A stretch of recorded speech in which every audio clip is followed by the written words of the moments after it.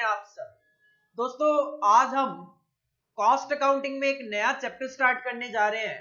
Chapter का नाम है कॉन्ट्रैक्ट कॉस्टिंग।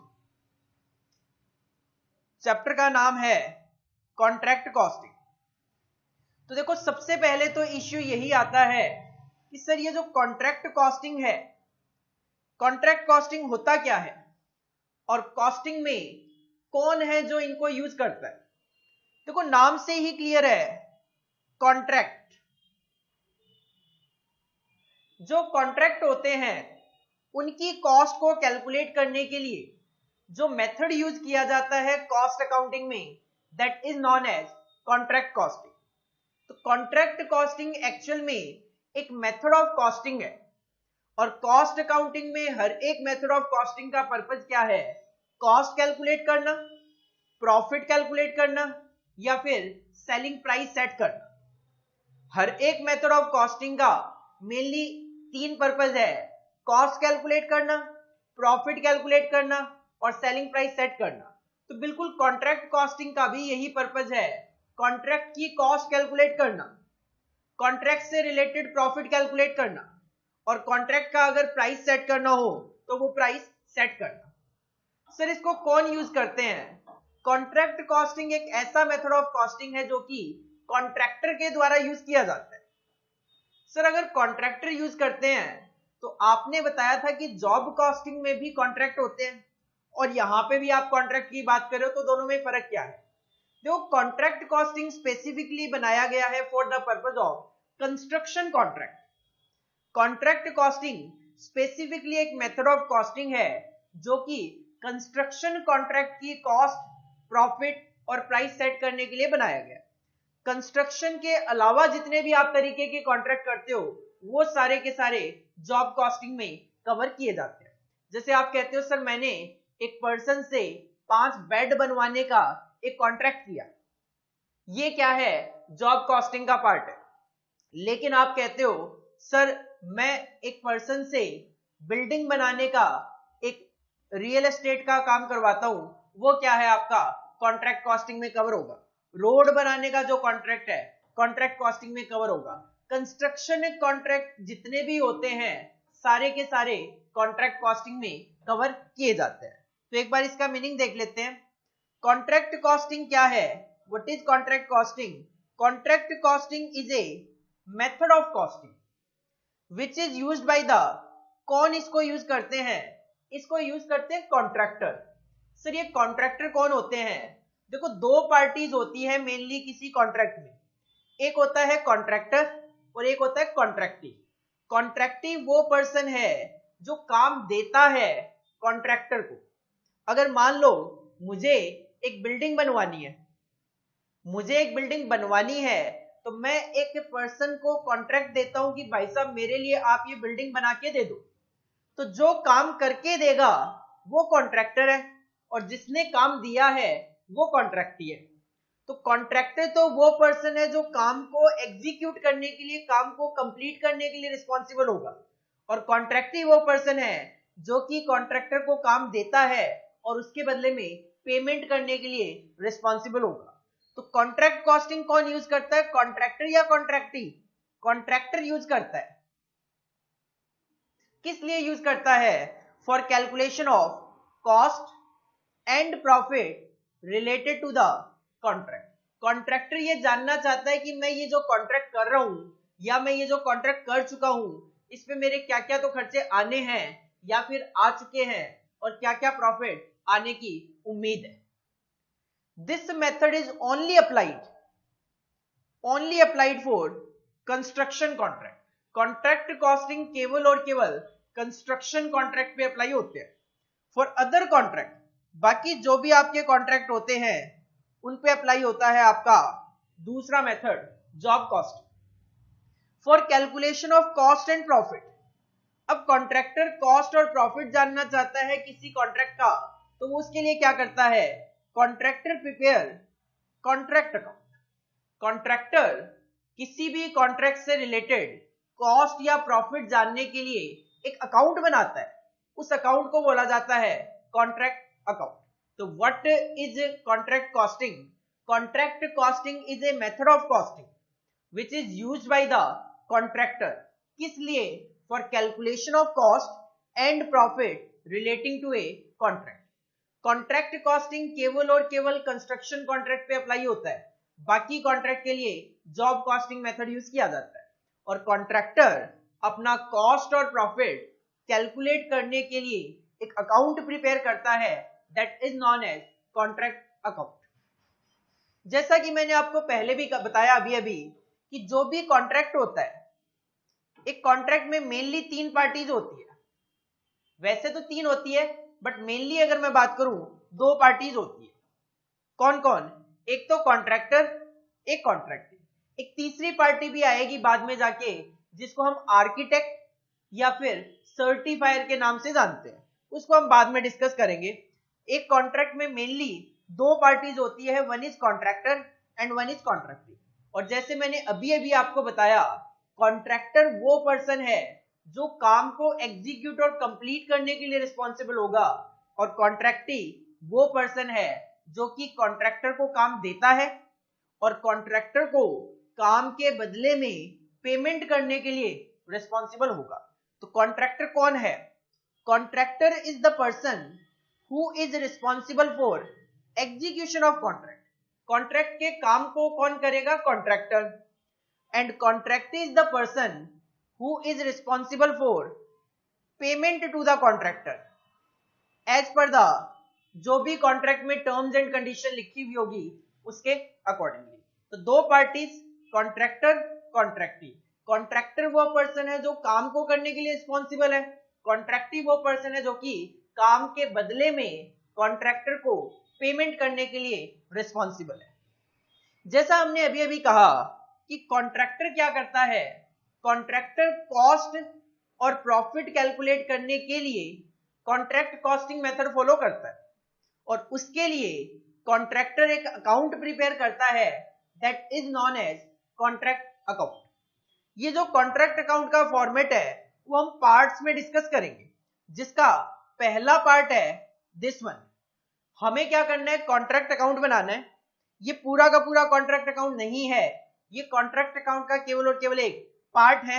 इसके नीचे भी कॉन्ट्रैक्ट अकाउंट होता है, लेकिन मैं आपको पार्ट्स में करवा रहा हूं ताकि पार्टली समझेंगे, उस पर क्वेश्चन करेंगे, फिर पार्टली समझेंगे, फिर क्वेश्चन करेंगे, तो इजीली हम इस अकाउंट को याद कर सकेंगे, समझ सकेंगे।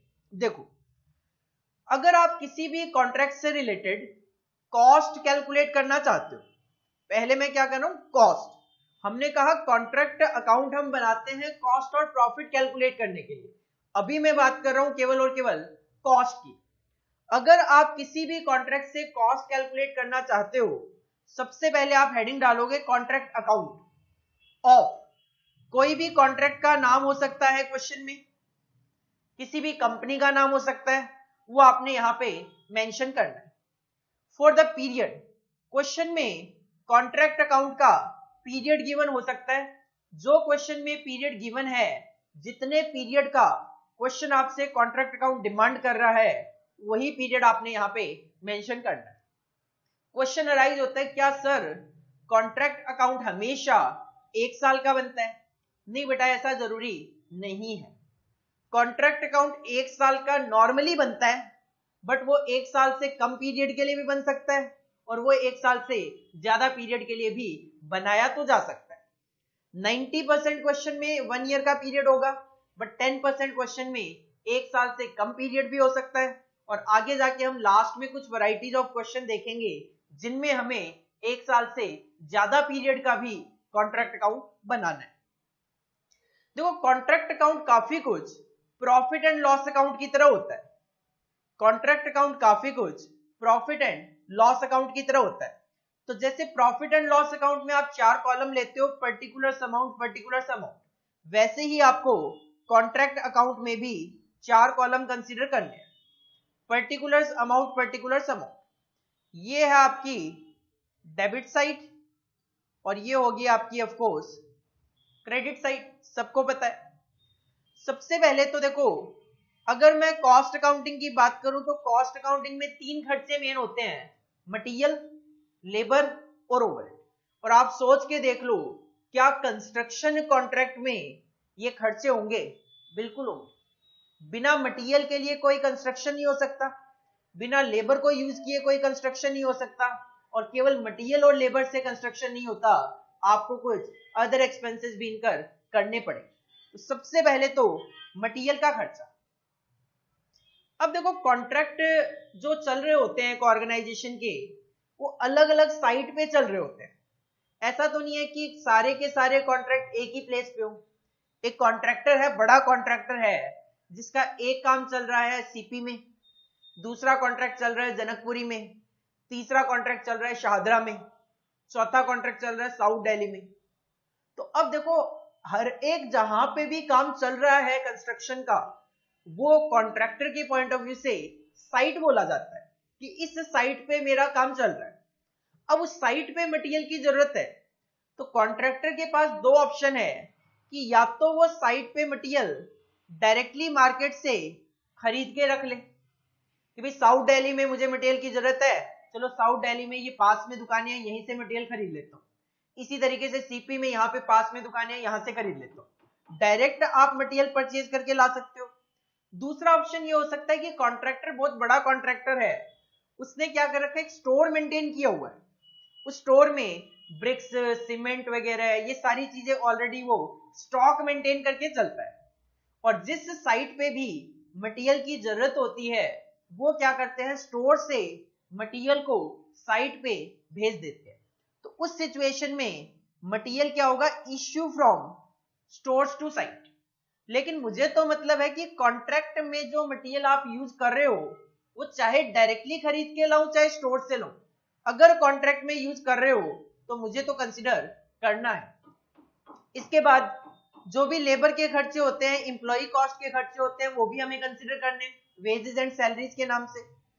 इसके अलावा अदर डायरेक्ट एक्सपेंसेस भी अगर कुछ गिवन हो, कैरीज इनवर्ड वगैरह, वो भी आप यहाँ पे कंसिडर कर सकते हो। इसके अलावा ओवरहेड की बात करें तो बहुत सारे प्लांट एंड मशीनरीज वगैरह यूज होते हैं कंस्ट्रक्शन में, क्रेन्स वगैरह जैसे आप देखते हो, उनका डेप्रिसिएशन हमें कंसिडर करना है। उसके अलावा भी अगर कोई भी इनडायरेक्ट नेचर का एक्सपेंडिचर है, वो आप कवर कर सकते हो। इसके अलावा हेड ऑफिस के एक्सपेंसेस आप अपोर्शन कर सकते हो। कैसे, देखो होता क्या है, काम तो चल रहा होता है साइट पे। अगर मैं कहता हूं एक कॉन्ट्रैक्टर है, बड़ा कॉन्ट्रैक्टर है, जिसका एक हेड ऑफिस है, जिसका 2 लाख रुपए रेंट जाता है। अब उसके 4 कॉन्ट्रैक्ट चल रहे हैं बड़े बड़े अलग अलग साइट पे। तो देखो हेड ऑफिस में तो एक्चुअल में कोई काम हो ही नहीं रहा जिससे कि रेवेन्यू जनरेट हो, क्योंकि कोई मैन्युफैक्चरिंग तो वो कर नहीं रहे वहां पे, ना ही वहां से कोई सर्विस प्रोवाइड कर रहे। तो काम तो एक्चुअल में एक साइट पे हो रहा है जहां से रेवेन्यू जनरेट होना है। जब आप साइट पे कॉन्ट्रैक्ट कंप्लीट करके दोगे, रेवेन्यू तो कॉन्ट्रैक्ट से कवर होना है। तो ये जो 2 लाख रुपए का हेड ऑफिस का रेंट है, ये कहां से रिकवर करोगे आप? ऑफ कोर्स जो कॉन्ट्रैक्ट चल रहे होंगे उन्हीं से तो रिकवर करोगे। मान लो आपकी एक सिंपल सी पॉलिसी है कि 2 लाख रुपए का महीने का रेंट है, जितने भी कॉन्ट्रैक्ट चल रहे हैं उनमें इक्वली क्या कर दो, उस एक्सपेंस को रिकवर कर लो, डिस्ट्रीब्यूट कर लो। तो सिंपल सी बात है, 2 लाख रुपए का एक्सपेंस है, 4 कॉन्ट्रैक्ट चल रहे हैं, तो 50-50 हजार रुपए आप क्या करोगे, 4 कॉन्ट्रैक्ट में एक्सपेंस लिख दोगे, तो वो ऑटोमेटिकली कस्टमर से, कॉन्ट्रैक्टी से रिकवर भी हो जाना है। तो हेड ऑफिस के कोई एक्सपेंसेस हैं जो कि आपने कॉन्ट्रैक्ट में बांट दिए, वो भी आपको कंसीडर करने हैं। इसके अलावा अगर आप कोई कंटिजेंट एक्सपेंस सोच के चल रहे हो कि ये एक्सपेंस भी हो सकता है इस कॉन्ट्रैक्ट को करते वक्त, वो भी आप कंसीडर कर सकते हो। प्रोविजन फॉर कंटिजेंसीज के नाम से कई बार क्वेश्चन में गिवन होता है। इसके अलावा ये दोनों एक्सपेंस सेम ही नेचर के होते हैं, कई बार साइट ऑफिस कॉस्ट के नाम से होता है क्वेश्चन में, और कई बार एस्टैब्लिशमेंट चार्जेस के नाम से होता है। ये दोनों क्या होते हैं, साइट जहां पे काम चल रहा होता है वहीं पे नॉर्मली कॉन्ट्रैक्टर अपना एक ऑफिस ओपन कर लेते हैं। आपने देखा होगा जहां पे ये रियल एस्टेट बिल्डर्स वगैरह जो काम कर रहे होते हैं, वो क्या करते हैं, बिल्डिंग के नीचे ही या आसपास ही वहीं पे एक ऑफिस खोल लेते हैं, ताकि कोई भी बंदा वहां पे आए तो उसको बिठा के वहां पे हैंडल कर लेते हैं, बिल्डिंग वगैरह दिखाना हो तो दिखा देते हैं। तो उस ऑफिस को मेंटेन करने की, उस ऑफिस को एस्टैब्लिश करने की जो भी कॉस्ट है साइट पे, वो भी खर्चे आप यहाँ पे कंसिडर कर सकते हो।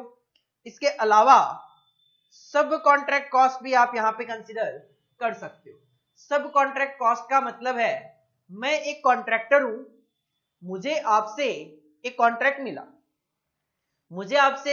मिला, और मैं एक कॉन्ट्रैक्टर हूं, लेकिन कॉन्ट्रैक्ट है बड़ा और मुझे लगता है कि मैं पूरा का पूरा कॉन्ट्रैक्ट उसको हैंडल नहीं कर पाऊंगा। तो मैंने क्या किया, उस कॉन्ट्रैक्ट का एक पार्ट किसी दूसरे कॉन्ट्रैक्टर को दे दिया। मैंने कहा यार थोड़ा काम तू कर देना, थोड़ा काम मैं कर लूंगा, और इसके बदले में मैं आपको ये पेमेंट कर दूंगा।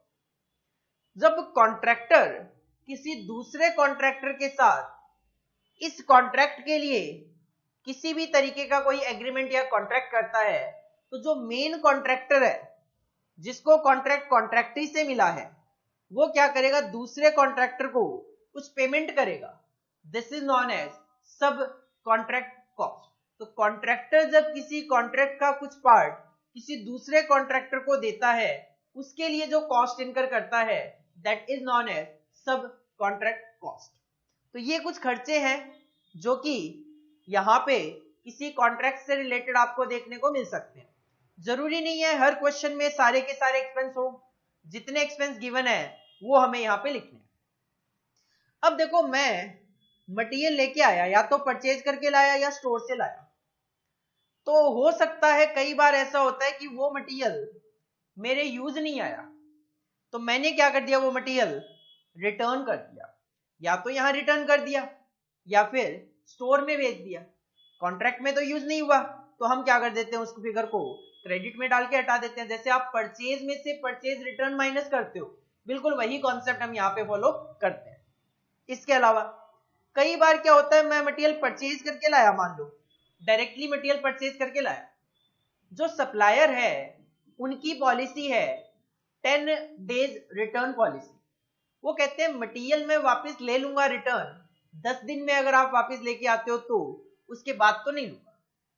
15 दिन हो गए, 15 दिन के बाद मुझे एनालाइज हुआ कि यार ये मटेरियल मेरे यूज का नहीं, तो मैं रिटर्न तो नहीं कर पाया, और मुझे लगता है कि ये मटेरियल फ्यूचर में भी मेरे किसी यूज का नहीं है, तो मैं क्या करूंगा, इस मटेरियल को फर्दर आगे फिर बेच दूंगा।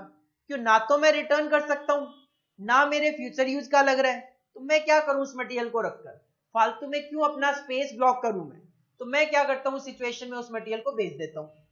अब इश्यू ये है, मान लो 5,000 रुपए का आप मटेरियल परचेज करके लाए, 5,000 रुपए का आप मटेरियल परचेज करके लाए, लेकिन बेचते वक्त वो केवल और केवल 4,000 में बिका, या फिर हो सकता है उसके प्राइसेस मार्केट में बढ़ गए थे, 6,000 में बिक गए हो। मेरा कहने का पर्पज केवल एक है कि 5,000 रुपए की कॉस्ट का मटेरियल या तो आप लॉस में सेल कर रहे हो या फिर प्रॉफिट पे सेल कर रहे हो। तो उस सिचुएशन में इश्यू ये है कि यहां पे जो वैल्यू है वो सेल वैल्यू लिखी जाए या फिर कॉस्ट वैल्यू लिखी जाए। यहां पे लिखा जाता है कॉस्ट। उसके पीछे कारण है, हम पहले भी डिस्कस कर चुके हैं, कॉस्ट अकाउंटिंग में लॉसेस दो तरीके के होते हैं। First one is normal loss and second one is abnormal loss. आप खुद सोच के देखो कि ये जो मैं 5,000 रुपए का मटेरियल परचेज करके लाया और अगर 4,000 रुपए में मुझे बेचना पड़ गया, तो ये 1,000 रुपए का जो लॉस है ये नॉर्मल है कि अबनॉर्मल है? क्या ऐसा पहले से ही एक्सपेक्टेड था कि ऐसा होगा? अगर ऐसा ही पता होता तो मटेरियल खरीद के क्यों लाता? इसका मतलब this is the abnormal situation. Abnormal loss जैसे हम कॉस्ट से रिकवर नहीं करते, वैसे ही अबनॉर्मल गेन का इफेक्ट भी हम कॉस्ट में बुक नहीं करते, और वो कहां चला जाता है, आपका प्रॉफिट एंड लॉस अकाउंट में चला जाता है। तो यहां पे तो आपको क्या करना है, सीधा सीधा कॉस्ट लिख देना है, जो भी लॉस या प्रॉफिट होगा वो आपका प्रॉफिट एंड लॉस अकाउंट में जाएगा। इसी तरीके से हम तो ये कॉन्ट्रैक्ट अकाउंट एक स्पेसिफिक पीरियड के लिए बना रहे हैं। हो सकता है आप ये जो मटेरियल लेकर आए थे यहाँ पे, इसमें से कुछ मटेरियल यूज अभी हुआ नहीं, लेकिन अभी यूज कर लूंगा, तो वो as a closing stock of material site पे बचा हुआ है। मान लो आप यहाँ पे 31 मार्च 31 मार्च 2019 के लिए कॉन्ट्रैक्ट अकाउंट बना रहे हो, अभी ये कॉन्ट्रैक्ट कंप्लीट नहीं हुआ, अभी काम करना बाकी है, तो ठीक है, बाद में वो मटेरियल यूज हो जाएगा, तो वो मेरे लिए क्या है, मटेरियल एट साइट। सिंपल अगर मैं कहूं तो ये होता है क्लोजिंग स्टॉक ऑफ मटेरियल, जिसको हम बोलते हैं वो। लेकिन नॉर्मली क्वेश्चंस में वर्डिंग जो यूज होती है वो होती है material at site, at end, या फिर मटेरियल एट साइट। तो वो क्या है, क्लोजिंग स्टॉक ऑफ मटेरियल होगा। इसी तरीके से मैं यहां पे कुछ मटेरियल इस कॉन्ट्रैक्ट के लिए इस साइट पे लेकर आया, लेकिन मुझे लगा यार वो मटेरियल यूज नहीं हो रहा, लेकिन वो मटेरियल वेस्ट नहीं है, मुझे लगता है किसी दूसरे कॉन्ट्रैक्ट पे शायद वो यूज हो जाएगा। तो मैं क्या करता हूं, इस कॉन्ट्रैक्ट से किसी दूसरे कॉन्ट्रैक्ट पे वो मटेरियल ट्रांसफर कर देता हूं। अगर दूसरे कॉन्ट्रैक्ट में ट्रांसफर कर देते हो तो वो तो दूसरे कॉन्ट्रैक्ट के लिए कॉस्ट है, इसके लिए तो कॉस्ट नहीं है। तो यहां से आप उसको हटा दो, material transfer to another contract के नाम से इसको हटा दो। इसके बाद आपको एक बैलेंसिंग फिगर मिलेगी क्रेडिट साइड में, और ये हमेशा क्रेडिट साइड में ही मिलेगी, ये डेबिट हो ही नहीं सकती, क्योंकि ये मैं निकाल रहा हूं कॉस्ट। तो कॉस्ट कभी भी नेगेटिव में नहीं हो सकती, तो इस वजह से आपको हमेशा क्रेडिट साइड में बैलेंसिंग फिगर मिलेगी, that is known as cost of work to date. To date का मतलब आज तक, वर्क आज तक जो काम किया है उसकी ये कॉस्ट है, आज तक जो काम किया है उसकी ये कॉस्ट कैलकुलेट होके आई है। इसको वर्क्स कॉस्ट भी बोला जाता है, and this will be the balancing figure. तो जैसे मैंने आपको कहा, कॉन्ट्रैक्ट कॉस्टिंग एक मेथड ऑफ कॉस्टिंग है जो कि कॉस्ट और प्रॉफिट कैलकुलेट करने के लिए फॉलो किया जाता है, और उसके लिए बनाया जाता है कॉन्ट्रैक्ट अकाउंट। तो ये कॉन्ट्रैक्ट अकाउंट का एक पार्ट है जिसमें हम क्या कैलकुलेट कर रहे हैं, केवल और केवल कॉस्ट कैलकुलेट करते हुए चल रहे हैं। डेबिट साइड में एक्सपेंसेस डालो, और जो एक्सपेंस नहीं हुए वो क्रेडिट साइड में डाल के बैलेंसिंग फिगर में आज तक की कॉस्ट कैलकुलेट करो। थोड़ा सा कॉपी कर लेते हैं, हेडिंग डालो, चैप्टर का नाम कॉन्ट्रैक्ट कॉस्टिंग, हेडिंग डालो चैप्टर का नाम कॉन्ट्रैक्ट कॉस्टिंग, और सबसे पहले इसमें एक छोटा सा इंट्रोडक्शन लिख लो, हेडिंग डालो what is the contract costing, और ये स्लाइड आप कॉपी कर लो।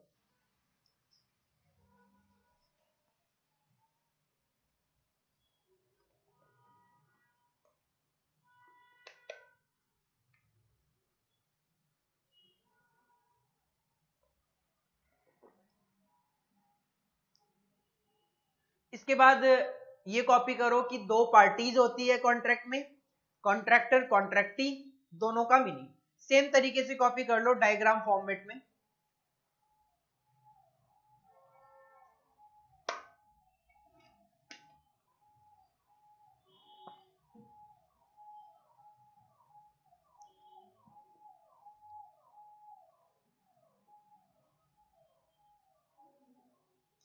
इसके बाद ये कॉन्ट्रैक्ट अकाउंट आपको कॉपी करना है, एज इट इज कॉपी कर लो।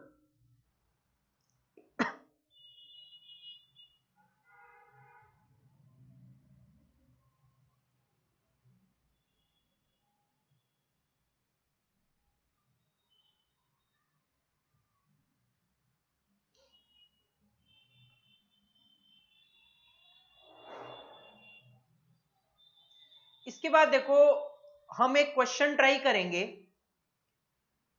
Cost of work to date calculate करने के पॉइंट ऑफ व्यू से, कॉन्ट्रैक्ट अकाउंट बना के देखेंगे। लेकिन एक थोड़ा सा ध्यान रखना चीज का, ये कॉन्ट्रैक्ट अकाउंट पूरा नहीं है, इसके आगे भी ये कॉन्ट्रैक्ट अकाउंट चलेगा।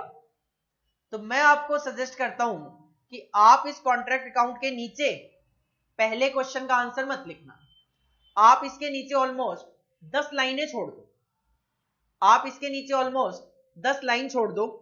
जस्ट केवल और केवल अगर किसी पेज पे आप कर रहे हो, पेज के नीचे जो स्पेस है 7, 8, 10 लाइनें अगर है तो वो पूरा का पूरा पेज छोड़ दो, अदरवाइज 8 से 10 लाइनें आप स्पेस मेंटेन कर दो। उसमें हमें जो आगे का पार्ट है वो थोड़ा सा कंप्लीट करना है, बाकी एक दो नोट अगर लिखने होंगे तो वो हम वहां पे लिख लेंगे। तो नेक्स्ट पेज से आप अपना आंसर स्टार्ट करना। आ जाओ अपने नोट्स पे, क्वेश्चन नंबर 1 देखो। क्वेश्चन नंबर 1,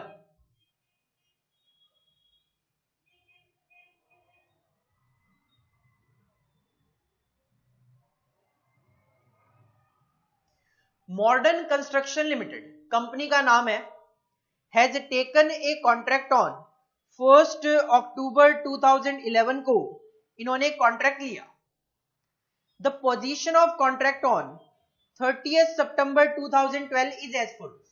आप देख सकते हो 1 अक्टूबर 2011 और 30 सितंबर 2012 पूरा एक साल कंप्लीट हो गया। मटेरियल का खर्चा ये लगा चुके हैं 5,80,000, वेजेस ये पेड कर चुके हैं 11,24,000, अदर एक्सपेंसेस कर चुके हैं 28,000। प्लांट एट साइट है 1,60,000 का, बट अभी अभी आपने कॉन्ट्रैक्ट अकाउंट में देखा कि हम पूरा का पूरा प्लांट नहीं, हम केवल और केवल इसका डेप्रीशिएशन पुट करें। Unused material at site, site पे मटेरियल पड़ा हुआ है जो कि अभी यूज नहीं हुआ, that is closing stock of material 40,000। Wages आप पेड तो कर चुके थे 11,24,000, वेजेस पेबल है 36,000। पेबल कह दो, आउटस्टैंडिंग कह दो, एक्रूड कह दो, ड्यू कह दो। पेबल कह दो, आउटस्टैंडिंग कह दो, ड्यू कह दो या एक्रूड कह दो। अकाउंट्स की लैंग्वेज आप बेटर तरीके से समझते हो। जैसे आप प्रॉफिट एंड लॉस अकाउंट में किसी भी एक्सपेंस में आउटस्टैंडिंग ऐड कर लेते हो और प्रीपेड माइनस कर देते हो, बिल्कुल सेम कॉन्सेप्ट आपने कॉन्ट्रैक्ट अकाउंट में भी फॉलो करना है।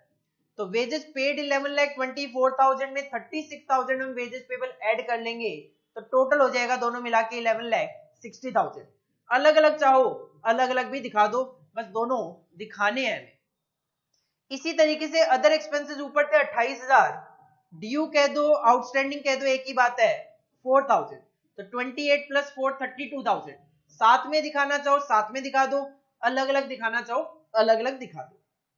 The plant at site is to be depreciated at 10%। Depreciation लगाना है 10%। 1,60,000 का प्लांट है तो इसका 10% 16,000 रुपए डेप्रीशिएशन हो जाएगा। और क्वेश्चन चाहता है केवल और केवल cost of work to date calculate करके दो। आज तक मतलब 30 सितंबर 2012 तक हमने जो काम किया है उसकी कॉस्ट कैलकुलेट करके दो। और इसके लिए हम क्या बनाते हैं, हम बनाते हैं कॉन्ट्रैक्ट अकाउंट। आओ आंसर पे हेडिंग डालो, answer number 1। Answer number 1 contract account of, company का नाम मेंशन है मॉडर्न कंस्ट्रक्शन लिमिटेड, और एज पर क्वेश्चन पीरियड है 1 अक्टूबर 2011 से 30 सितंबर 2012।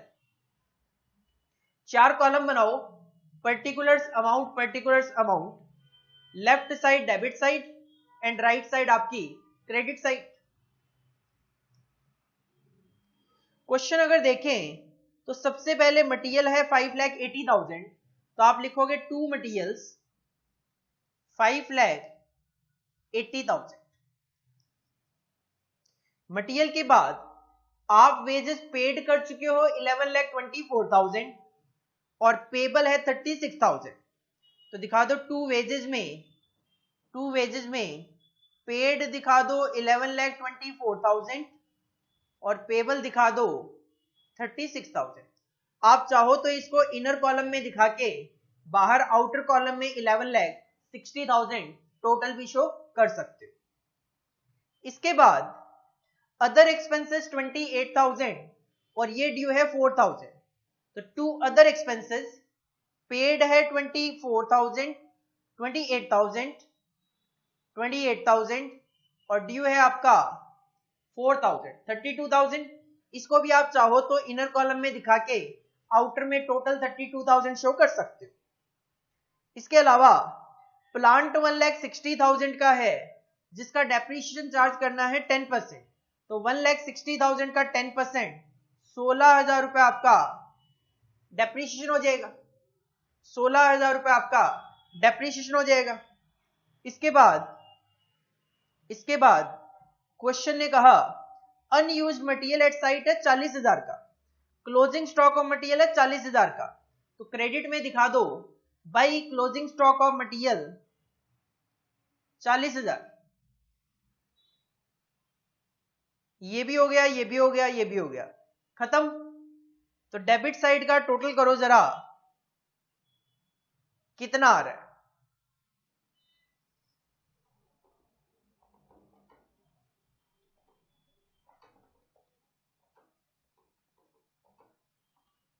डेबिट साइड का टोटल आ रहा है हमारा 17,88,000।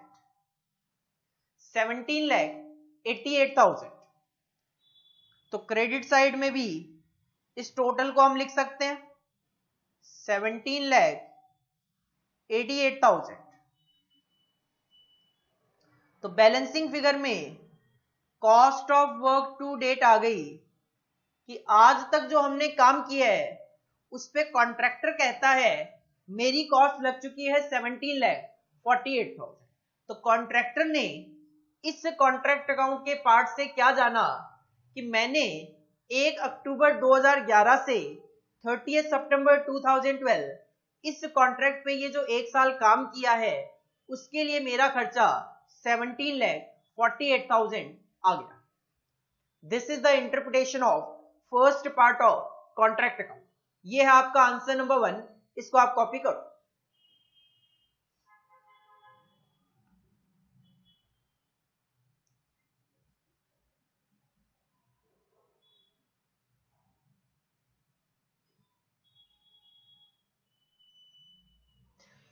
देखो इस पार्ट से हमने जाना कि कॉस्ट कितनी है, लेकिन कॉन्ट्रैक्ट अकाउंट बनाने के पीछे दो पर्पज है। कॉस्ट के साथ साथ प्रॉफिट कैलकुलेट करना भी हमारा पर्पज है। तो हम क्या करते हैं, कॉन्ट्रैक्ट अकाउंट के सेकंड पार्ट पे मूव करते हैं। बिल्कुल सेम तरीके से आप हेडिंग डालोगे contract account of for the period of. आपने ये जो पहला पार्ट देखा, इस पहले पार्ट में आपने cost of work to date निकाला था। हमें क्या करना है, इसी कॉन्ट्रैक्ट अकाउंट में इस cost of work to date को यहां पे आगे कैरी करना है। आ जाओ अपने फॉर्मेट पे, इस cost of work to date को आगे यहां पे कैरी करो to cost of work to date. इस तरीके से to cost of work to date carry करेंगे। अब देखो ये जो कॉन्ट्रैक्ट अकाउंट होते हैं, कंस्ट्रक्शन कॉन्ट्रैक्ट जो होते हैं, कंस्ट्रक्शन कॉन्ट्रैक्ट की मेनली प्रॉब्लम ये होती है कि नॉर्मली ये 1 अकाउंटिंग पीरियड में कंप्लीट नहीं होते। जैसे मैं बात करूं डीएमआरसी के ये जो फ्लाईओवर बनते हैं दिल्ली मेट्रो रेल कॉर्पोरेशन के, हम सुनते हैं कि 2016 में स्टार्ट हुआ था, 2022 में कंप्लीट होगा। तो ये क्या है, एक अकाउंटिंग पीरियड से ज्यादा टाइम पीरियड लगता है। इसका मतलब क्या कॉन्ट्रैक्टर 6-6 साल से अपनी अकाउंटिंग करे अगर किसी कॉन्ट्रैक्ट को कंप्लीट होने में 6 साल लग रहे हैं? तो ऑफ कोर्स नहीं। कॉन्ट्रैक्टर तो अपनी अकाउंटिंग अपने अकाउंटिंग पीरियड के अकॉर्डिंगली ही करेगा, जो कि नॉर्मली 31 मार्च होती है प्रैक्टिकली, और थ्योरेटिकली आपको कुछ भी देखने को मिल सकता है, वो बात अलग है। इसका मतलब ये जो कॉन्ट्रैक्ट होते हैं मेनली ये रह जाते हैं eight the end of accounting period work in progress में, कि काम तो शुरू हो चुका है लेकिन कंप्लीट नहीं हुआ, तो हम उसको क्या बोल देते हैं, वर्क इन प्रोग्रेस। तो जो कॉन्ट्रैक्टर है वो क्या कहता है, वो कह रहा है कि मैंने ये जो खर्चा लगाया वो अभी कंप्लीट नहीं है, वो अभी वर्क इन प्रोग्रेस ही है, वो अभी वर्क इन प्रोग्रेस ही है। लेकिन एक बात सोच के देखो जरा, ये जो डीएमआरसी वगैरह के बड़े बड़े कॉन्ट्रैक्ट होते हैं इनमें लगता है बहुत पैसा। जैसे मैं बात करूं 50,000 करोड़ रुपए का एक कॉन्ट्रैक्ट है, 50,000 करोड़ का एक कॉन्ट्रैक्ट है, तो सोच के देखो जरा, क्या ऐसा होता होगा कि 50,000 करोड़ रुपए डीएमआरसी कॉन्ट्रैक्टर को स्टार्टिंग में ही दे देती होगी? ऑफ कोर्स नहीं। तो क्या ऐसा होता होगा कि कॉन्ट्रैक्टर पहले पूरा का पूरा फ्लाईओवर बनाता होगा 40-45 हजार करोड़ रुपए लगाकर, उसके बाद उसको कॉन्ट्रैक्टी से 50,000 करोड़ रुपए मिलेंगे? ऑफ कोर्स नहीं। कॉन्ट्रैक्टर की इतनी औकात नहीं है कि वो पहले अपनी जेब से 40-45 हजार करोड़ रुपए लगाए, उसके बाद कहीं ना कहीं 50,000 करोड़ रुपए कॉन्ट्रैक्टी से रिसीव करे। तो एक्चुअल में क्या होता है, at the end of accounting period contractee contractor को कुछ पेमेंट कर देता है। कुछ कितना सर? कुछ जो है वो डिपेंड करता है terms and condition of the contract. Normally contract की टर्म्स एंड कंडीशंस क्या होती है? नॉर्मली कॉन्ट्रैक्ट में कुछ इस तरीके की लैंग्वेज यूज होती है कि eight the end of accounting period जितना काम कंप्लीट हो जाएगा उसका 80% या 90% कॉन्ट्रैक्टी कॉन्ट्रैक्टर को पे कर देगा। दोबारा से लैंग्वेज सुनो। कॉन्ट्रैक्ट अकाउंट जो कॉन्ट्रैक्ट होता है कॉन्ट्रैक्टी और कॉन्ट्रैक्टर के बीच में, नॉर्मली उसमें क्या लैंग्वेज होती है कि eight the end of accounting period जितना काम कंप्लीट हो जाएगा उसका कुछ परसेंटेज 80% 90% जो भी कॉन्ट्रैक्ट में लिखा हुआ होगा उतना कॉन्ट्रैक्टी कॉन्ट्रैक्टर को दे देगा। इसका मतलब अगर कॉन्ट्रैक्ट का काम 10 करोड़ रुपए का हो गया और से एग्जांपल कॉन्ट्रैक्ट में लिखा हुआ है 80%, तो 10 करोड़ रुपए का 80% 8 करोड़ रुपए कॉन्ट्रैक्टी कॉन्ट्रैक्टर को दे देता है। लेकिन ये कौन डिसाइड करे कि काम कितना कंप्लीट हो चुका है? अगर ये कॉन्ट्रैक्टर पे छोड़ दिया जाए तो कॉन्ट्रैक्टर तो ज्यादा से ज्यादा काम बताकर ज्यादा से ज्यादा पैसा रिसीव करने की कोशिश करेगा। इसकी वजह से होता क्या है, जब contractor at the end of accounting period contractee से पैसा मांगता है, पैसे की डिमांड करता है कि कुछ पैसा दे दो, तब कॉन्ट्रैक्टी एक पर्सन को अपॉइंट करता है। This person is known as certifier. Contractee एक पर्सन को अपॉइंट करता है, this person is known as certifier. Certifier भी बोला जाता है इसको, कई बार इसको आर्किटेक्ट भी बोला जाता है, कई बार इसको सर्वेयर भी बोला जाता है और कई बार इसको वैल्यूअर भी बोला जाता है। ये सारी वर्डिंग आपको आगे लिखी हुई मिलेगी, तो अभी मत लिखना।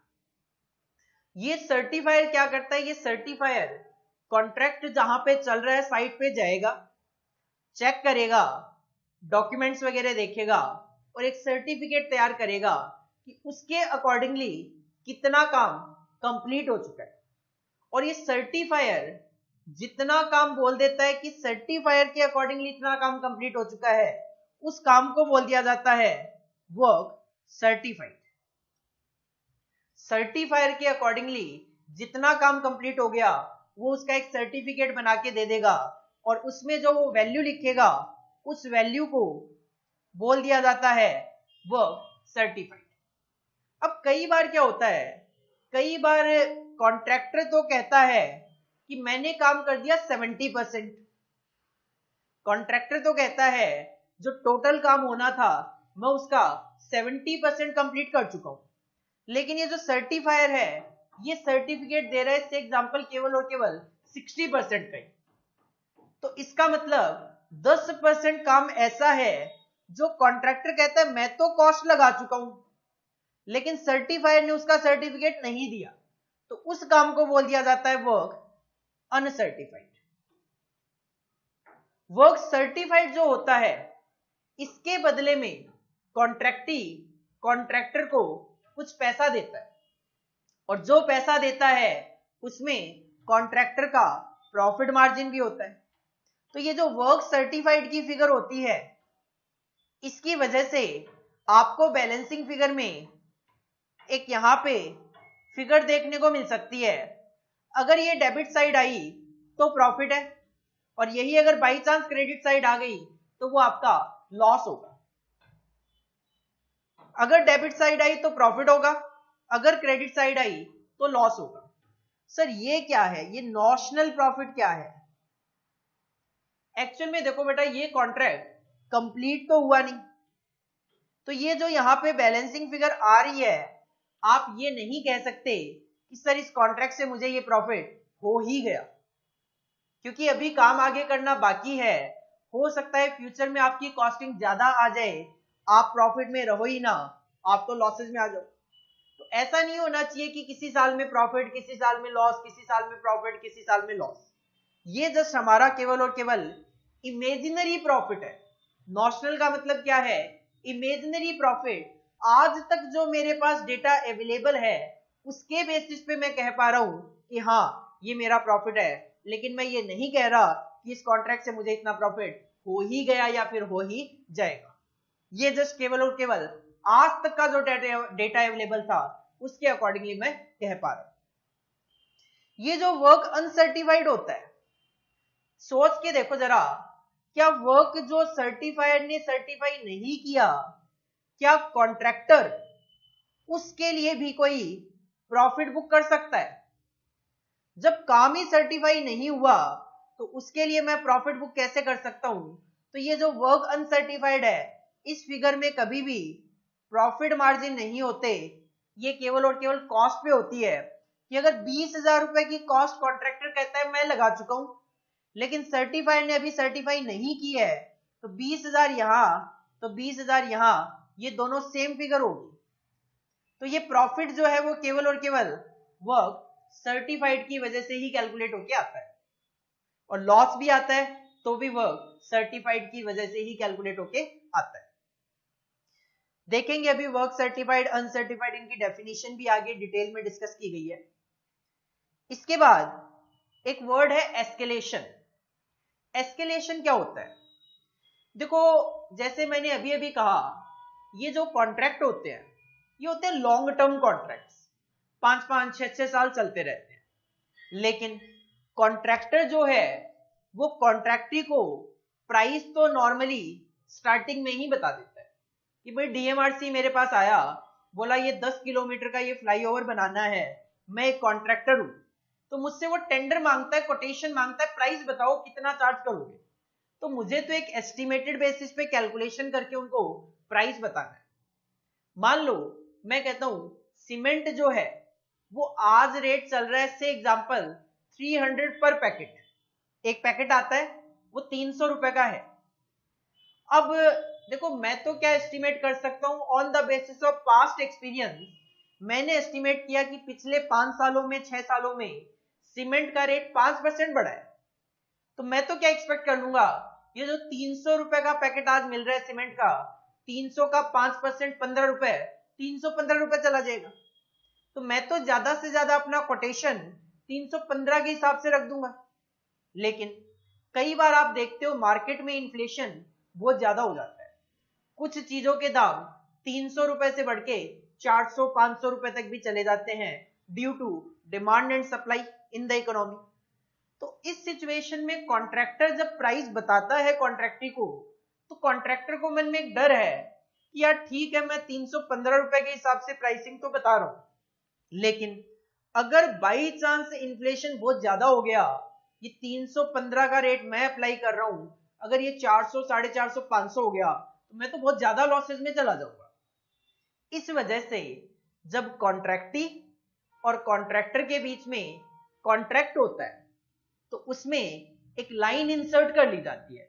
लॉ की लैंग्वेज में मैं बात करूं, एक क्लोज इंसर्ट कर लिया जाता है उसके अंदर, कि कॉन्ट्रैक्टर क्या कहता है, कॉन्ट्रैक्टर कहता है 5% तक का इन्फ्लेशन रेट तो मैंने यहाँ पे पिक करा हुआ है, तो 5% तक अगर मार्केट में रेट बढ़ते हैं तो मैं आपसे कुछ एक्स्ट्रा चार्ज नहीं करूंगा, लेकिन अगर इसके ऊपर रेट बढ़ता है तो फिर कुछ लॉस आप बियर करना, कुछ लॉस मैं बियर करूंगा। तो आप एक काम करना, आप जितना भी 5% से ऊपर रेट बढ़ जाए उसका से एग्जांपल 40% आप मुझे पे कर देना और 60% मैं खुद बियर कर दूंगा।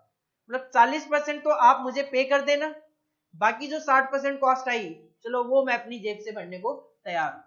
तो एस्केलेशन का मतलब ही क्या होता है, ऊपर जाना, कि जब मटेरियल और वेजेस के रेट बहुत ज्यादा ऊपर चले जाते हैं तो कॉन्ट्रैक्टर अपने आप को सेव करने के लिए कॉन्ट्रैक्ट में एक इंसर्ट क्लोज करके चलता है कि एक परसेंटेज से ऊपर जब ये रेट चले जाएंगे तो मैं कॉन्ट्रैक्ट का प्राइस बढ़ा दूंगा। किस नाम से? एस्केलेशन के नाम से मैं आपसे कुछ एक्स्ट्रा चार्ज करके चलूंगा। तो होगा क्या, कॉन्ट्रैक्टर ने जो एक्स्ट्रा कॉस्ट लगाई होगी वो इसके अंदर कवर हो जाएगी, और कॉन्ट्रैक्टर को जो एक्स्ट्रा मिलेगा एस्केलेशन के नाम से वो यहां आ जाएगा। तो अकॉर्डिंगली उसका इफेक्ट आपको प्रॉफिट पे देखने को मिलेगा। तो ये है आपका second part of contract account, जिसमें हम नॉशनल प्रॉफिट की कैलकुलेशन करते हैं। This is the profit, cost and profit related to a contract. तो this is the profit figure. साथ में ये जो वर्डिंग्स है इनको भी डिस्कस किए देते हैं।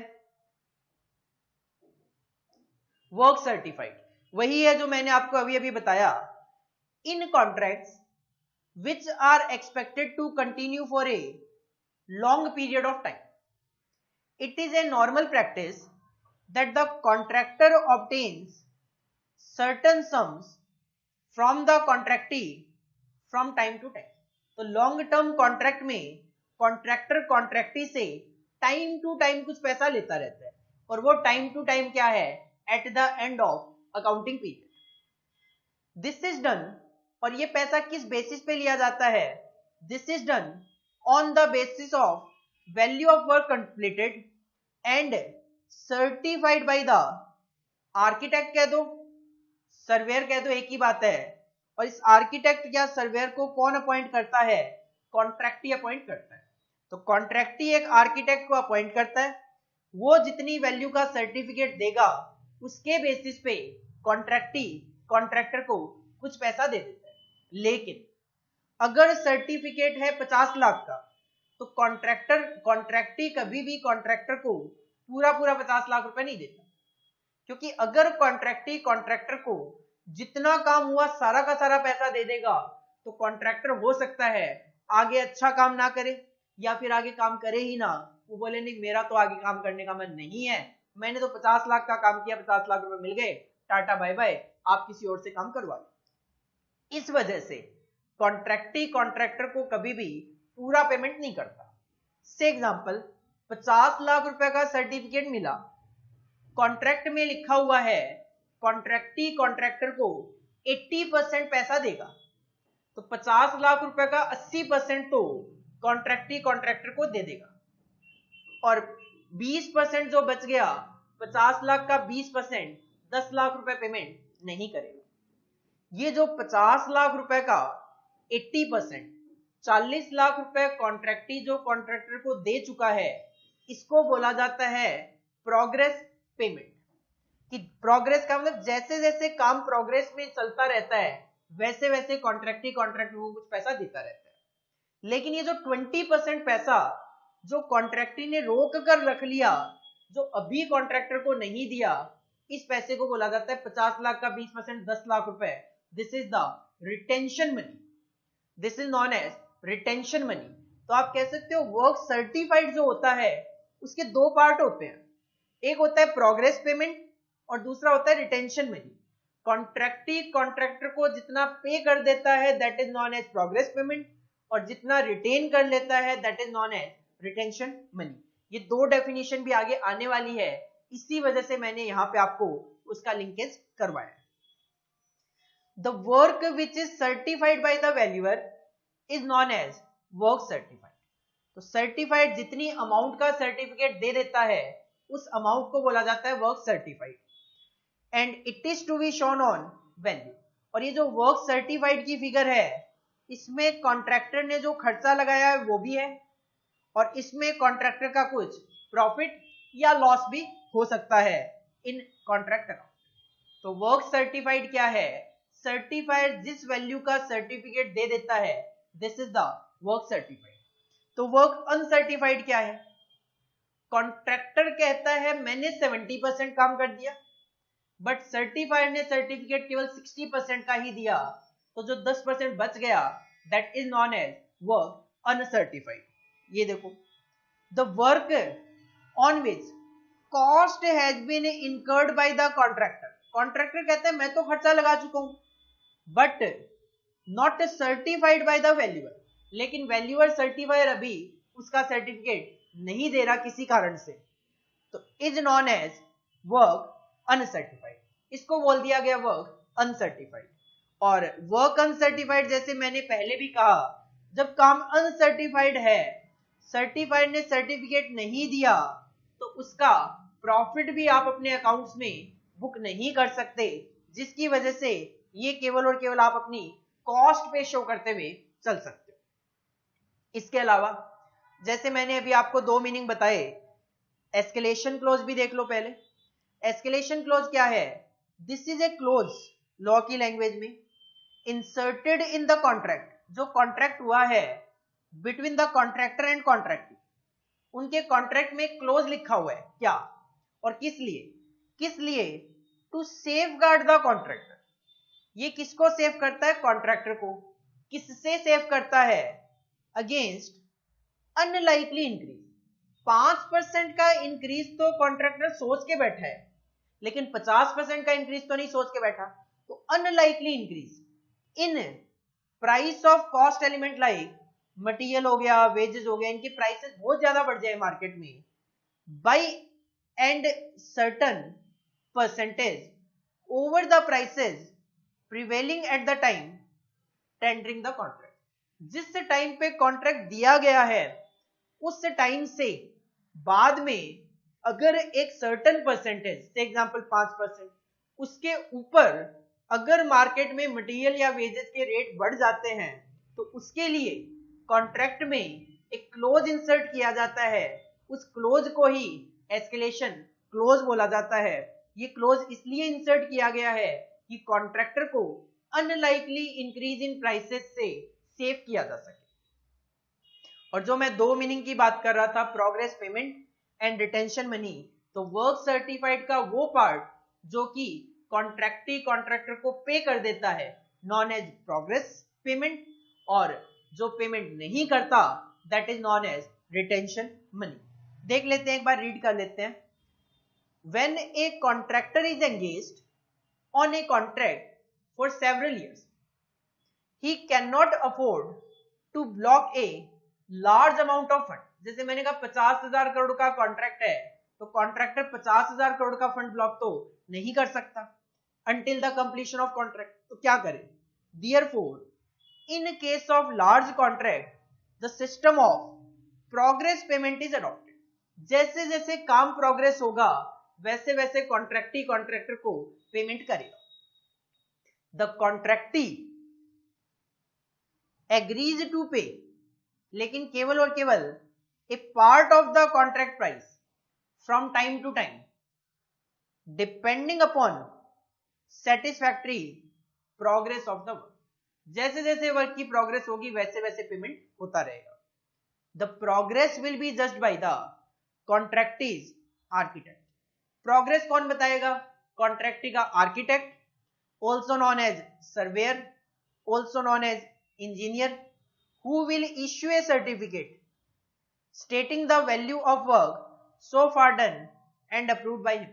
सिंपल सी बात करूं तो वर्क सर्टिफाइड का जो आर्किटेक्ट सर्टिफिकेट देगा उसके बेसिस पे कॉन्ट्रैक्टी कॉन्ट्रैक्टर को जितना अमाउंट पे कर देगा that is known as progress payment, और जो पे नहीं करेगा that is known as retention money. The terms of the contract provide that whole of the amount shown by the certificate shall not be paid immediately। अगर 50 लाख रुपए का certification है, कॉन्ट्रैक्टी 50 लाख रुपए पे नहीं करने वाला, but a percentage thereof, of कहता हूं 80%, 40 लाख रुपए, shall be retained by the contracting, 20% that is retained by the contractee, 10 lakh रुपए, until some time after the contract is completed। Even जब कॉन्ट्रैक्ट कंप्लीट हो जाता है उसके भी कुछ टाइम के बाद तक ये मेंटेन किया जाता है। The sum retained is called retention money. क्यों रिटेन किया जाता है? The object of this retention is to place the contractee in a favourable position in case the contractor does not fulfill some of the conditions let down by the contract or in case of faulty work। क्योंकि देखो construction work वगैरह दिखाने को तो आपने दिखा दिए, अब अगर जैसे ही कॉन्ट्रैक्टर ने कहा भाई देखो बिल्डिंग बन के तैयार, और आपने उसको पैसे निकाल के दे दिए, कॉन्ट्रैक्टर तो निकल जाएगा। अब जब आप 5-7-10 दिन उन चीजों को यूज करोगे, बिल्डिंग को यूज करोगे, तब जाके आपको पता चलेगा कि कॉन्ट्रैक्टर ने सारा काम किया कि नहीं किया, कहीं कोई काम गलत तो नहीं कर दिया। अगर आपने सारा पैसा दे दिया तो कॉन्ट्रैक्टर तो टाटा बाय बाय करके निकल गया, अब आपको अपना पैसा लगा के ही जो भी काम खराब हो गया या जो बचा हुआ काम है वो करवाना पड़ेगा। लेकिन अगर आपने रिटेंशन मनी रिटेन किया हुआ है तो उस सिचुएशन में आप कॉन्ट्रैक्टर से वो काम करवा पाओगे। तो कॉन्ट्रैक्टी को एक फेवरेबल पोजीशन में रखने के लिए ये रिटेंशन मनी का कॉन्सेप्ट रखा गया यहां पे। तो एक बार थोड़ा कॉपी कर लेते हैं, यहां से कॉपी करना शुरू करो आप। ये कॉन्ट्रैक्ट अकाउंट का सेकंड पार्ट है जो कि आपने इसी के नीचे कॉपी करना है। करो जरा।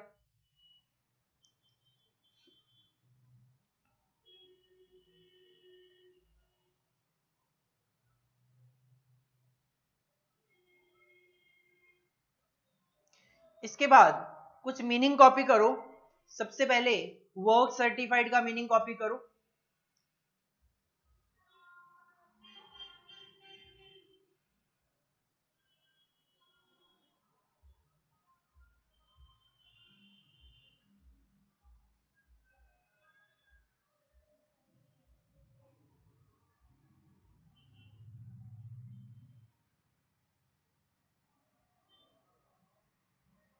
देन वर्क अनसर्टिफाइड का मीनिंग कॉपी करो।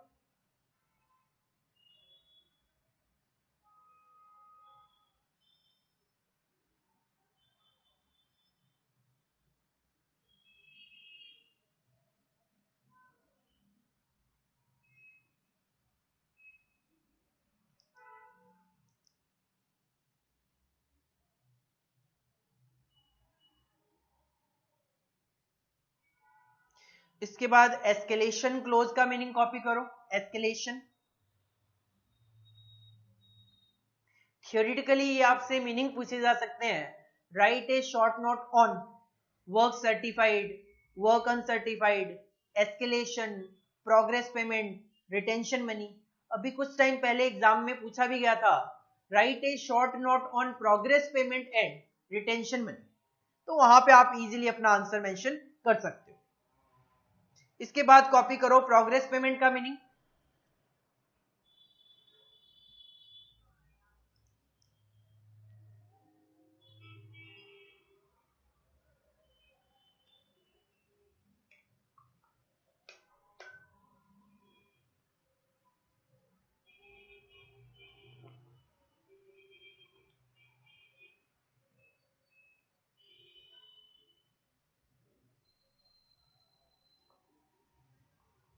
और लास्ट कॉपी करो रिटेंशन मनी का मीनिंग।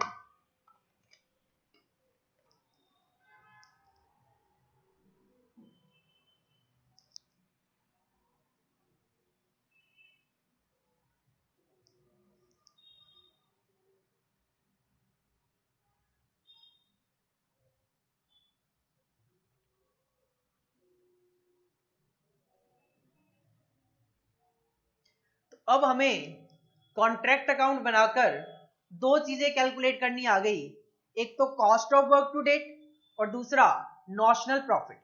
एक क्वेश्चन ट्राई कर लेते हैं। क्वेश्चन नंबर सेकंड देखो। Question number second,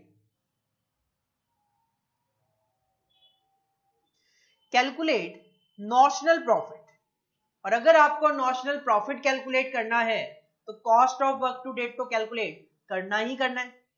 from the following data, wages के एक्सपेंसेस हैं 6 लाख रुपए के, प्लांट है 2 लाख रुपए का जिसका हम डेप्रिसिएशन चार्ज करेंगे, मटेरियल का एक्सपेंस है 3 लाख रुपए, ओवरहेड के एक्सपेंस है 1,20,000, डेप्रिसिएशन है 10%, तो 2 लाख रुपए का 10% 20,000 रुपए आपका डेप्रिसिएशन आ जाएगा। Material lying at site at end, this is the closing stock of material 40,000। Work certified हो गया 16 लाख का और वर्क अनसर्टिफाइड रह गया आपका 58,200। और हमें कैलकुलेट करना है नॉशनल प्रॉफिट, और हम कॉन्ट्रैक्ट अकाउंट दो पार्ट में बना के इजीली नॉशनल प्रॉफिट कैलकुलेट कर सकते हैं। हेडिंग डालो आंसर नंबर 2 कॉन्ट्रैक्ट अकाउंट। कोई भी कंपनी वगैरह का नाम तो मेंशन है नहीं, तो आप सीधा सीधा कॉन्ट्रैक्ट अकाउंट लिखकर 4 कॉलम बना लो। Particulars amount debit side and particulars amount this is the credit side. खर्चों की बात करें तो वैसे तो आप सीक्वेंशियली लिख सकते हो, बट मेनली पहले मटेरियल होता है, फिर वेजेस होता है, फिर ओवरहेड होता है, तो वही सीक्वेंस फॉलो कर लेते हैं। मटेरियल है सबसे पहले 3 लाख रुपए, तो आप लिखोगे टू मटेरियल 3 लाख रुपए। इसके बाद वेजेस कंसीडर कर लेते हैं, टू वेजेस 6 लाख रुपए, टू वेजेस 6 लाख रुपए। इसके बाद ओवरहेड कंसीडर कर लेते हैं, ओवरहेड 1,20,000, तो आप लिखोगे टू ओवरहेड्स 1,20,000। इसके बाद प्लांट है आपका 2 लाख रुपए का, जिसपे 10% 20,000 आपको डेप्रिसिएशन चार्ज करना है, आप लिखोगे टू डेप्रिसिएशन ऑन प्लांट 20,000। इसके अलावा मटेरियल बच गया क्लोजिंग स्टॉक में 40,000 का, तो by closing stock of material 40,000। बाकी क्वेश्चन में पहला जो पार्ट है कॉन्ट्रैक्ट अकाउंट का, उससे रिलेटेड तो कुछ है नहीं, तो आप जरा डेबिट साइड का टोटल करो,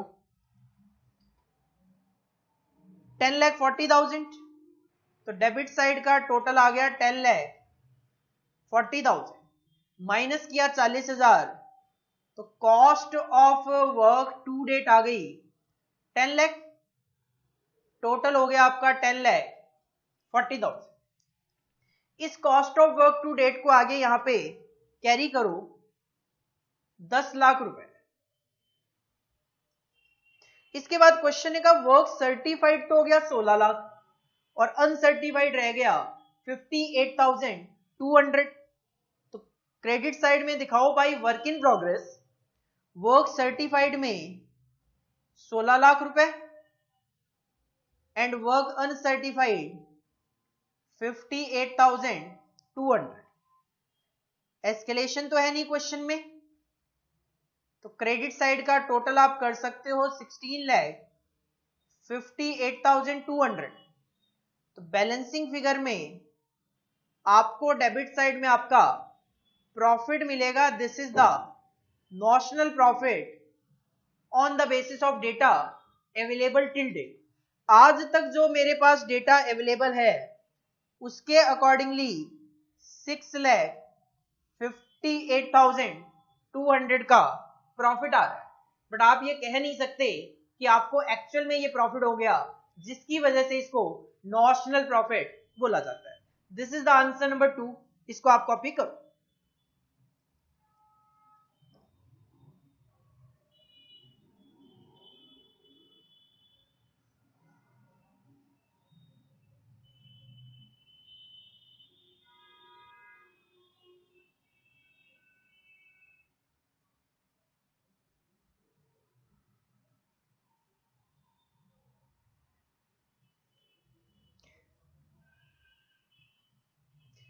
इसके बाद देखो कॉन्ट्रैक्ट अकाउंट का तीसरा पार्ट भी है।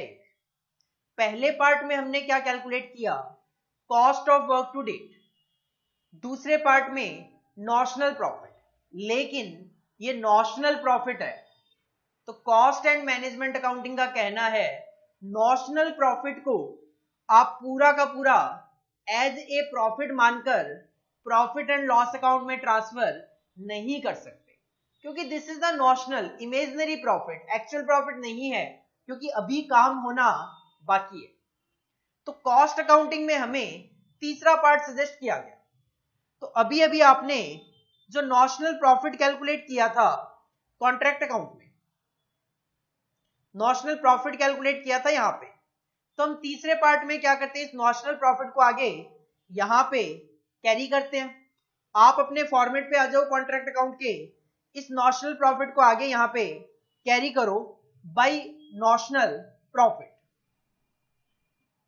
Bye notional profit.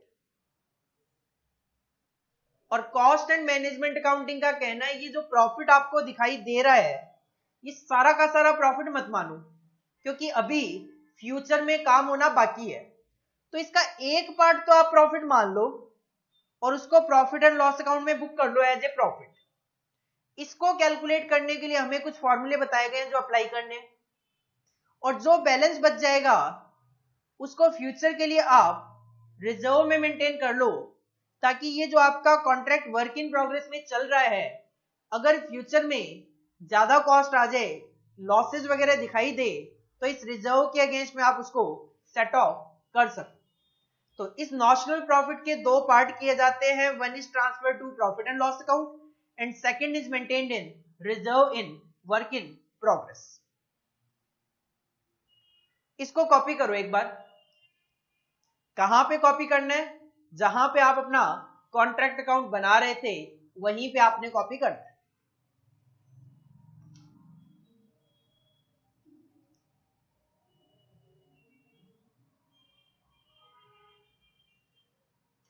अब देखो इश्यू ये आता है कि सर ये जो प्रॉफिट एंड लॉस अकाउंट में ट्रांसफर करना है इसके फॉर्मूले क्या है? देखो जब आपका कोई कॉन्ट्रैक्ट कंप्लीट हो जाए तब ये सारे इश्यूज नहीं आते, क्योंकि अगर कॉन्ट्रैक्ट कंप्लीट हो जाता है तो मुझे पता है इतना रेवेन्यू आया, इतना मेरा खर्चा है, तो जो प्रॉफिट है वो एक्चुअल प्रॉफिट है। तो ये सारी की सारी कहानी अप्लाई तभी होती है जब आपका कॉन्ट्रैक्ट इनकम्प्लीट है। तो इनकम्प्लीट कॉन्ट्रैक्ट पे जो प्रॉफिट है उसका कितना part profit and loss account में ट्रांसफर कर दिया जाए, कैसे पता किया जाए?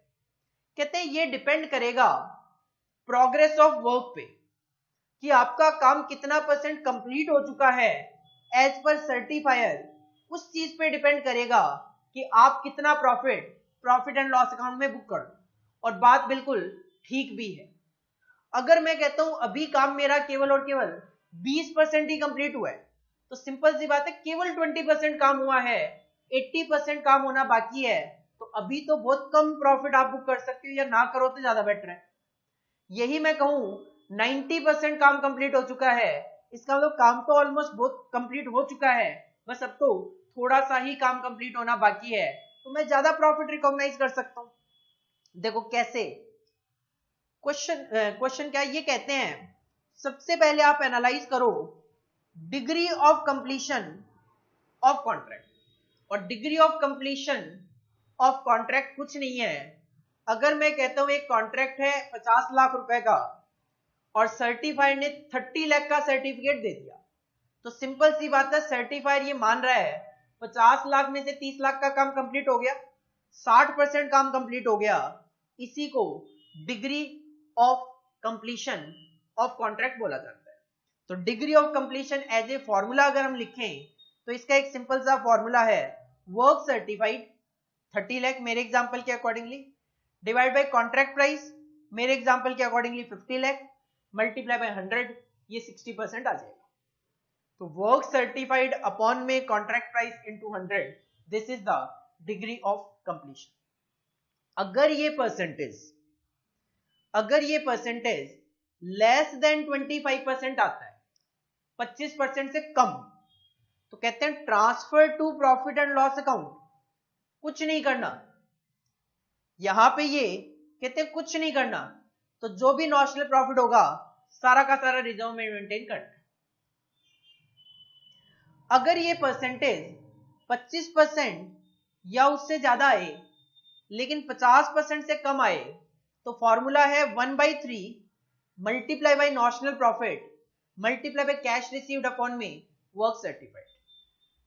इस फॉर्मूले से जो भी अमाउंट कैलकुलेट होके आएगी वो ट्रांसफर टू पीएल चली जाएगी, और जो बैलेंस है वो reserve in work in progress रह जाएगा। अगर ये परसेंटेज 50% और मोर आ जाता है बट लेस देन 90% होता है, 50% या उससे ज्यादा लेकिन 90% से कम, तो बस ये जो 1/3 था यहाँ पे इसको 2/3 में कन्वर्ट कर दो, 2/3 multiply by notional profit multiply by cash received upon में वर्क सर्टिफाइड।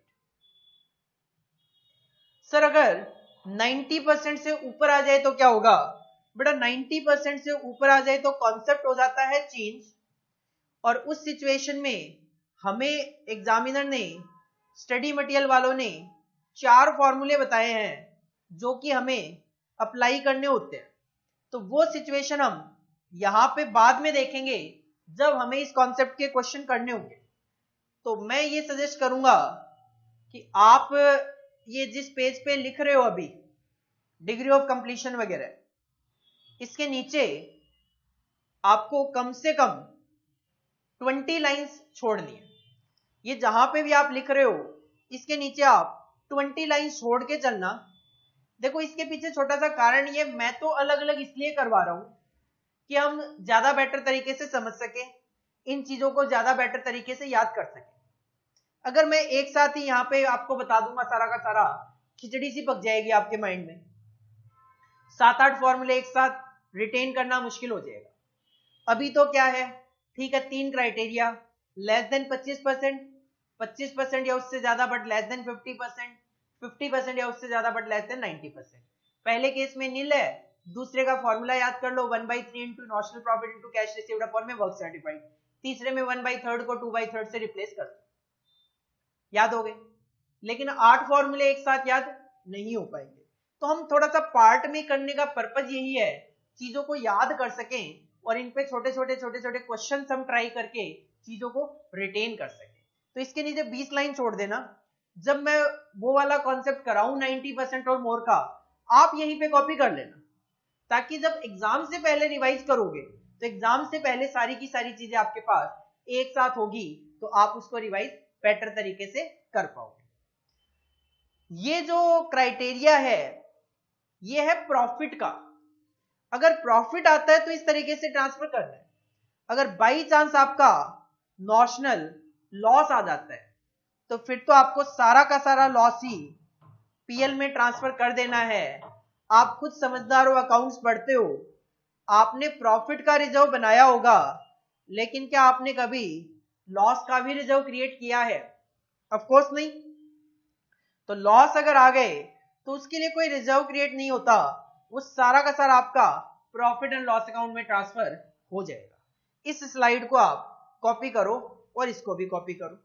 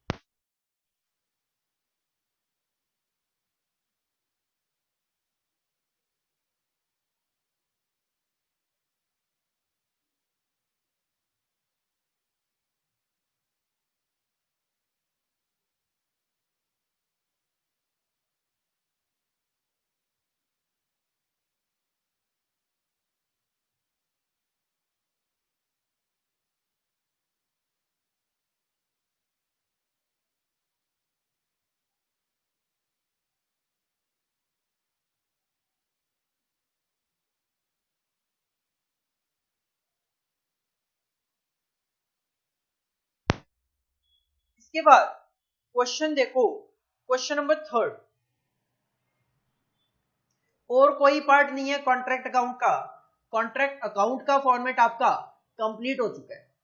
तो कॉन्ट्रैक्ट अकाउंट के 3 पार्ट, पहले पार्ट में आप कॉस्ट कैलकुलेट कर रहे हो, दूसरे पार्ट में नॉशनल प्रॉफिट कैलकुलेट कर रहे हो, और तीसरे पार्ट में आप नॉशनल प्रॉफिट के 2 पार्ट कर रहे हो। One is transfer to profit and loss account and second one is transfer to reserve in work in progress.